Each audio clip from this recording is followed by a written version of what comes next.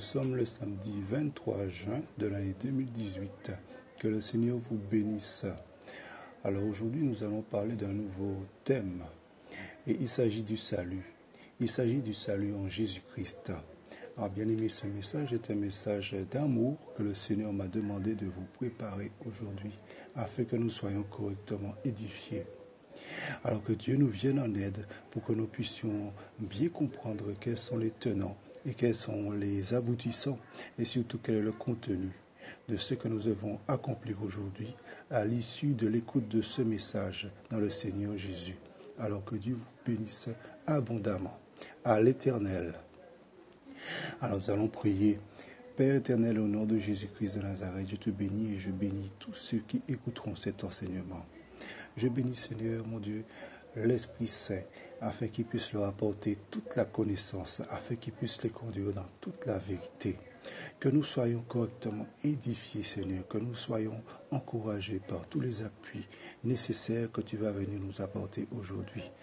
Conduis-nous à la pleine connaissance du nom de Jésus, à la pleine connaissance de sa divinité, à la pleine connaissance de son salut, au fur et à mesure de notre marche chrétienne, Seigneur.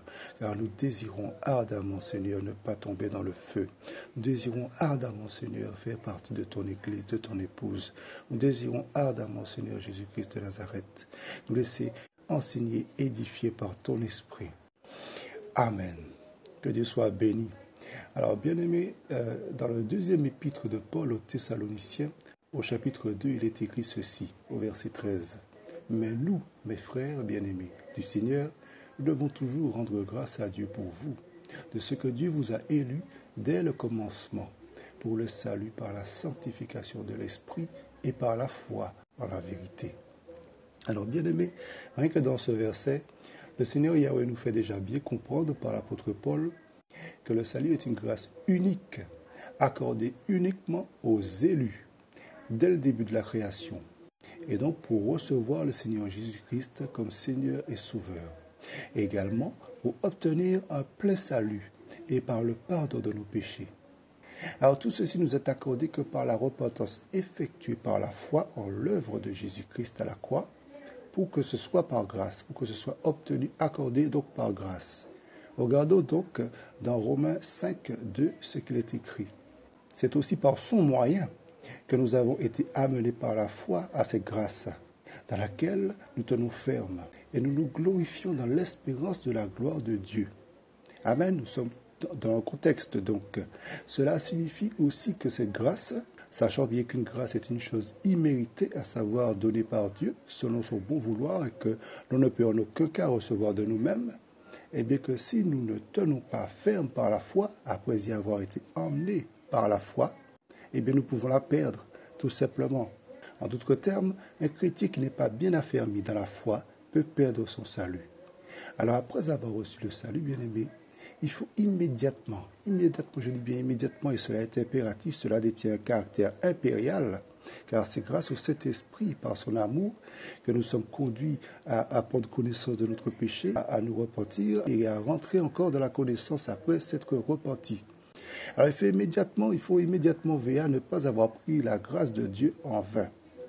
Et cela jusqu'à la fin, c'est-à-dire jusqu'à la mort et jusqu'au retour du Seigneur Jésus-Christ physiquement. Donc ce que je veux dire, là aussi, c'est que nous devons redoubler de foi, car il faut que chacun sache aujourd'hui. Nous savons que pratiquement toutes les prophéties bibliques sont maintenant accomplies. L'apostasie est complètement généralisée.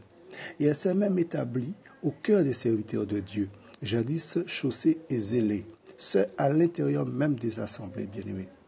À tel point qu'il y régnait déjà l'abomination du dévastateur, qu'il y régnait déjà l'abomination de la désolation, décrite dans le livre de Matthieu au chapitre 24 et au verset 15, et prédite par le prophète Daniel dans les écrits de Daniel au chapitre 9 et au verset 27. Mais nous savons également, bien-aimés, que tout cela ne sera pas encore effectif, puisqu'il faut qu'ait disparu le fils de la perdition pour que paraisse l'homme impie, l'Antéchrist, qui est la bête qui monte de la mer, décrite par Jean dans le livre de l'Apocalypse au chapitre 13, versets 11 à 18. Alors bien aimé, ce que je veux rajouter, c'est qu'il faut sortir aujourd'hui de toutes ces iniquités. Alors au nom de l'Éternel, je me surge, je vous exhorte de toute iniquité. car le mystère de l'iniquité opère déjà, selon l'apôtre Paul. Et d'ailleurs, comme il nous l'explique très justement, touché par le Saint-Esprit, dans le deuxième épître de Paul aux Thessaloniciens, chapitre 2 et au verset 3.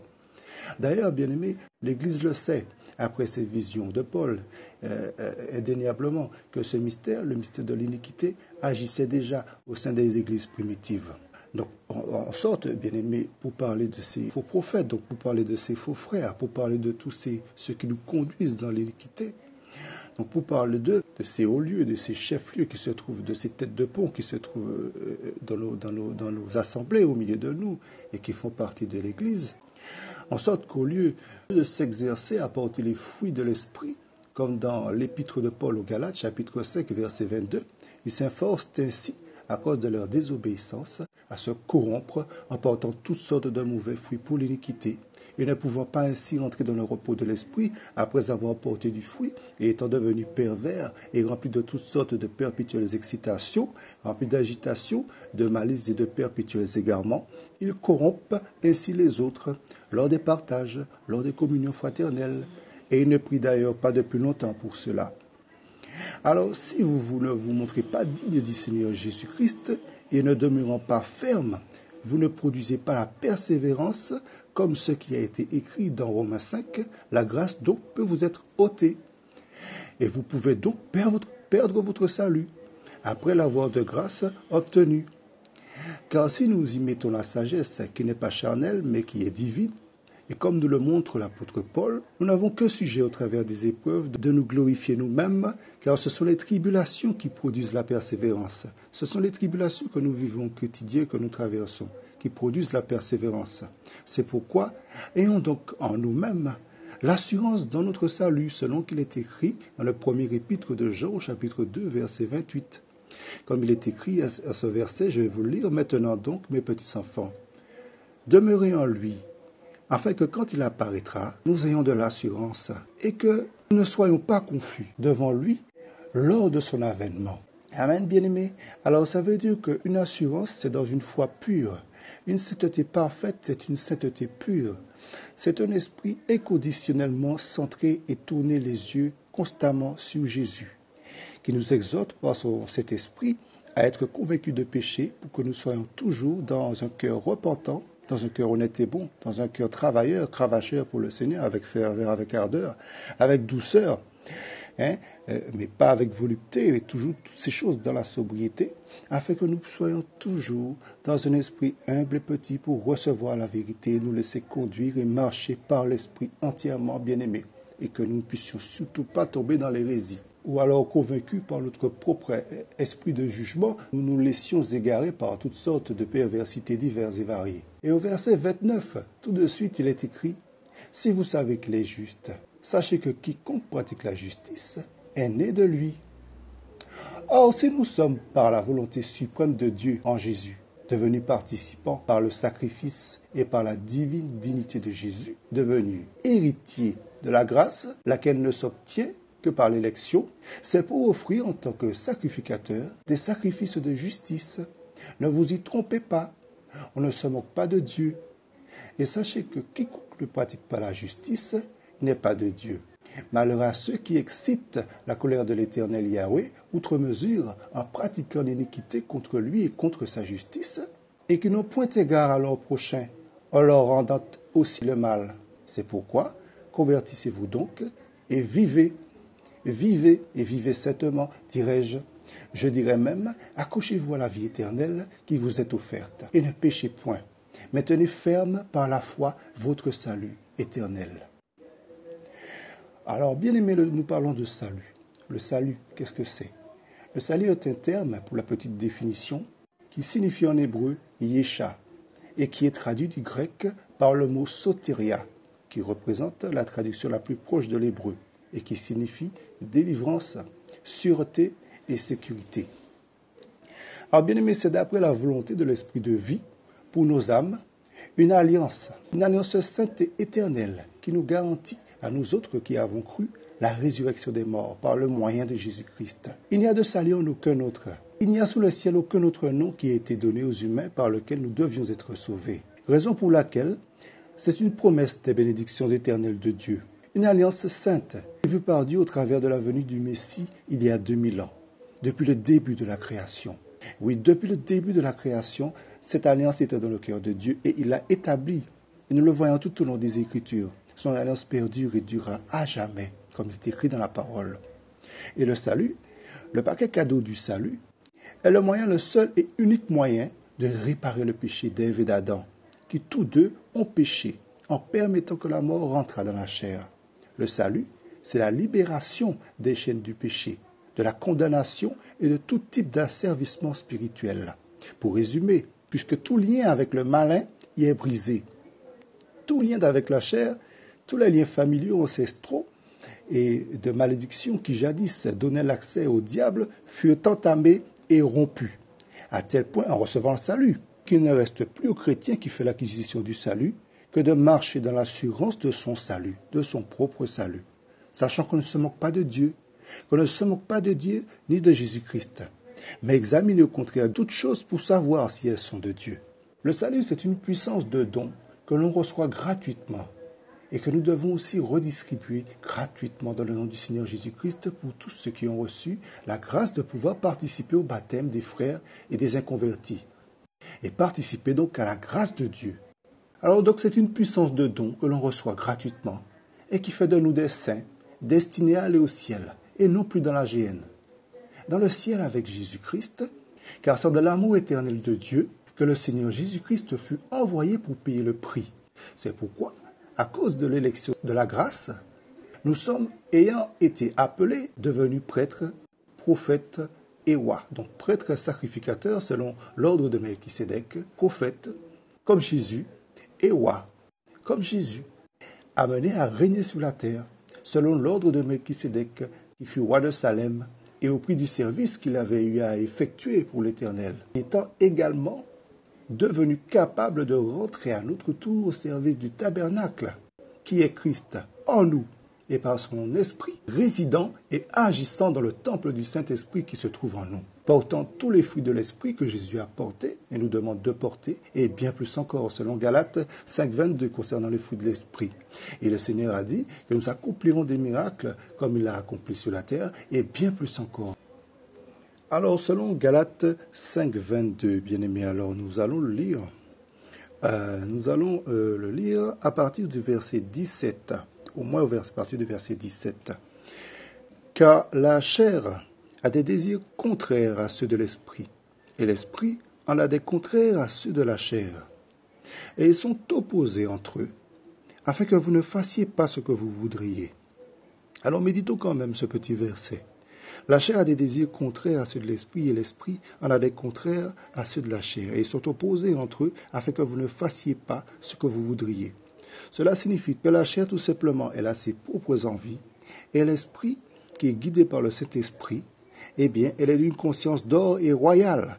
Tout simplement parce qu'elle est conduite par le Saint-Esprit de vérité. Donc, toutes les pensées de Dieu étant pures, lorsque sa grâce coula sur nos têtes et sur nos vies, eh bien, nous sommes amenés systématiquement à nous conduire dans une attitude de sainteté, recevant toujours la plénitude de sa grâce. Ça veut dire des pensées pures, des attitudes pures.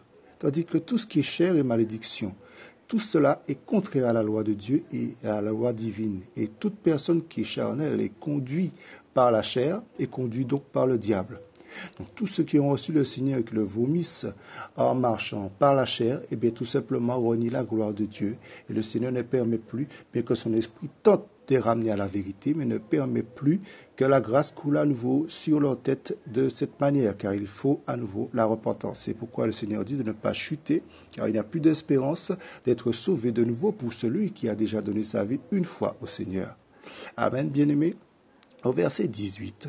Alors si vous êtes conduits par l'Esprit, vous n'êtes pas sous la loi. Donc la chair est contre la loi. Et verset 19. Car les œuvres de la chair sont évidentes. Ce sont l'adultère. L'adultère, vous savez tous ce que c'est.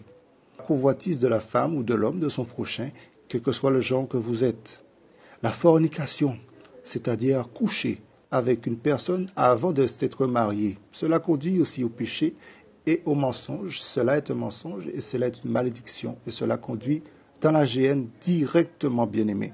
Si vous partez avec votre véhicule après avoir commis toutes ces choses et que vous avez un accident, parce que le Seigneur a sûrement, peut-être qu'on dira, rempli son quota vulgairement, eh bien, de patience envers vous, eh bien, tout simplement, bien aimé, vous êtes laissé séduire et tromper par Satan, eh bien, vous atterrissez dans la géhenne irrémédiablement, dans cet endroit où vous ne pouvez plus vous échapper, où il n'y a plus de pardon.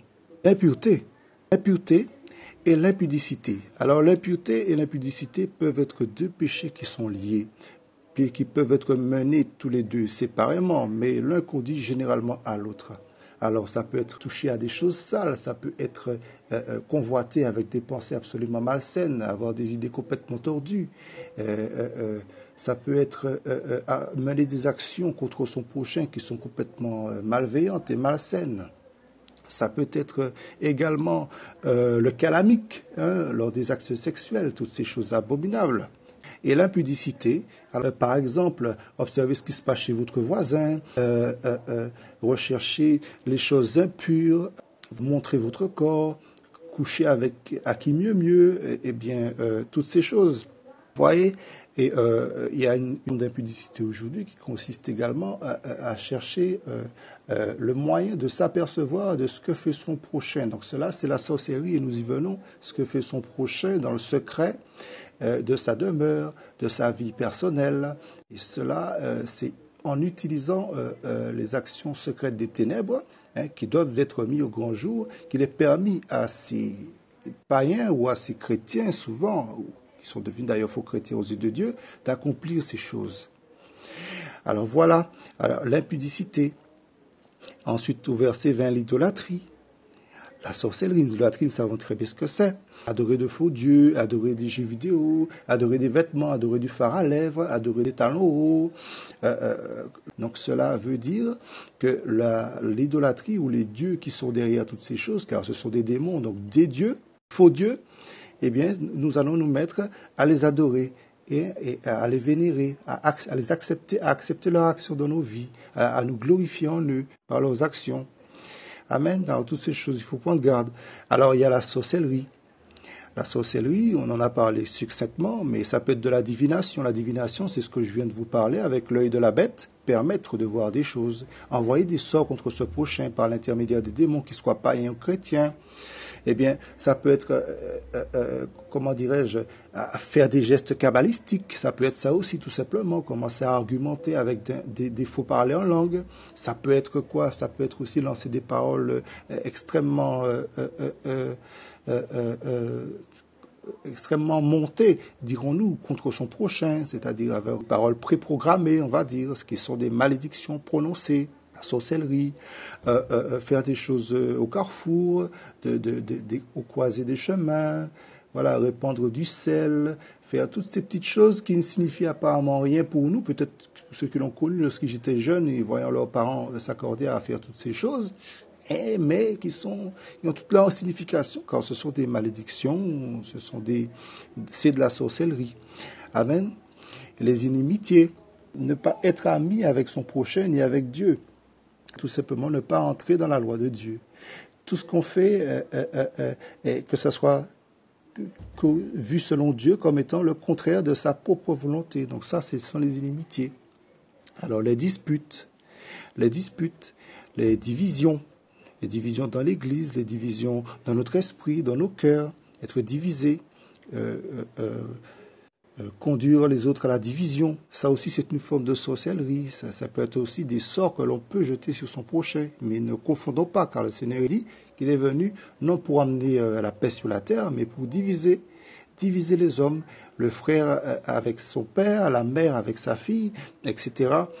Donc, afin justement que l'œuvre sainte de Dieu puisse trouver son accomplissement dans la loi, par le sacrifice de Jésus à la croix. Les sectes, vous savez ce que c'est encore plus loin que l'idolâtrie, c'est complètement prendre part aux œuvres païennes et paganisées et se remplir complètement des ténèbres et de démons en adorant et en vouant une vie religieuse complètement centrée sur l'œuvre de ténèbres et sous la conduite d'un ou de plusieurs, ce qu'on appelle gourous. Ce sont des personnes qui vous induisent en erreur systématiquement et qui ont des pensées complètement fausses et erronées et qui vous conduisent tout simplement sur la voie exécrable du malheur.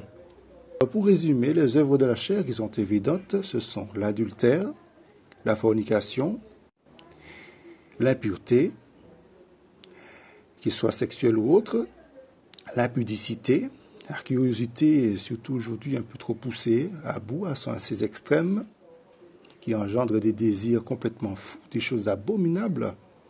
Au verset 20, l'idolâtrie, la sorcellerie, les inimitiés contre son prochain, contre Dieu, les querelles, ça peut être beaucoup d'autres choses, mais l'Esprit Saint, il faut faire confiance qu'il conduise en fait dans toute la révélation de toutes ces choses qui sont des mystères. Les querelles, les jalousies, les animosités, les disputes, les divisions, les sectes, les envies, les meurtres, l'ivrognerie, les excès de table. Et je vous lis la suite du verset. Et les choses semblables à celles-là, au sujet desquelles je vous prédis, comme je vous l'ai déjà dit, que ceux qui commettent de telles choses n'hériteront pas le royaume de Dieu. Et nous y arrivons au fruit de l'esprit, au verset 22. Mais le fruit de l'esprit, c'est la charité, la joie, la paix, la patience, la bonté, la bienveillance, la foi, la douceur, le contrôle de soi. Verset 23, la loi n'est pas contre ces choses. Ceux qui sont à Christ ont crucifié la chair avec ses passions et ses désirs. Si nous vivons par l'esprit, marchons aussi par l'esprit. Ne cherchons pas une vaine gloire en nous provoquant les uns les autres et en nous portant envie les uns aux autres. Alors bien aimé, pas besoin de faire plus de détails là-dessus, mes frères et sœurs bien-aimés dans le Seigneur. Lorsque nous recevons toutes ces vérités, nous sommes nés de nouveau et nous sommes aptes à les porter, ces fruits donc immédiatement. Ce sont des fruits immensément bons et immensément importants, particulièrement le fruit de la charité que nous sommes amenés de plus en plus à porter, car n'oublions pas, l'amour du plus grand nombre se refroidira. Et ça, je crois que c'est un des péchés parmi les plus mortels qui risque et qui nous touche aujourd'hui, qui nous séduit chaque jour, malgré la présence du Seigneur dans nos vies. Alors je ne serai pas de ceux qui diront « Le Seigneur nous couvre de toutes choses ». Nous ne sommes que des hommes. Le Seigneur nous couvre de beaucoup d'autres choses. Plus nous persévérons, plus nous sommes aptes à devenir comme des espèces de mémoire vivante du Seigneur. Mais n'oublions jamais que nous avons été tirés du péché et de la chair et que toute la terre est corrompue. Alors prenons garde à tous les détails possibles et imaginables auxquels nous avons l'obligation de prêter attention et portons les fruits que nous avons également l'obligation de porter. Et retenons une chose, Christ nous soutient. Mais ne commettons pas de péché par mégarde, bien-aimés.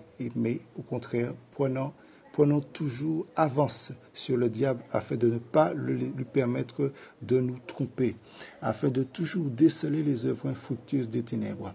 Et n'oublions pas que nous sommes faibles et que Christ nous relève et nous relèvera toujours. Durant tout le temps que nous sommes sur cette terre, nous avons plus que jamais besoin de lui. Que Dieu vous bénisse. Alors, bien aimé, cet enseignement est maintenant terminé. Moi, j'ai pris un plaisir à vous expliquer toutes ces petites choses, mais je vais terminer en vous racontant un témoignage que j'ai reçu. Alors, je vais vous demander d'ouvrir vos cœurs. Ce ne sera pas long. Et non, c'est simplement un songe que j'ai eu et que je veux vous partager parce que le Seigneur me conduit à vous le raconter. Alors, un jour, quelques semaines après ma conversion au Christ, le Seigneur m'a montré qu'il séjournerait sur la montagne de Sion à m'attendre jusqu'à mon arrivée vers lui, jusqu'à ce que j'arrive à grimper toute la montagne de Sion pour l'atteindre. Et qu'en attendant, je devais me reposer, car il m'a dit que je serais beaucoup utilisé. Et ce qui fut le cas jusqu'à la journée d'aujourd'hui, où je fus beaucoup utilisé depuis ma conversion, car cela fait près de 10 ans que je suis le Seigneur avec assiduité.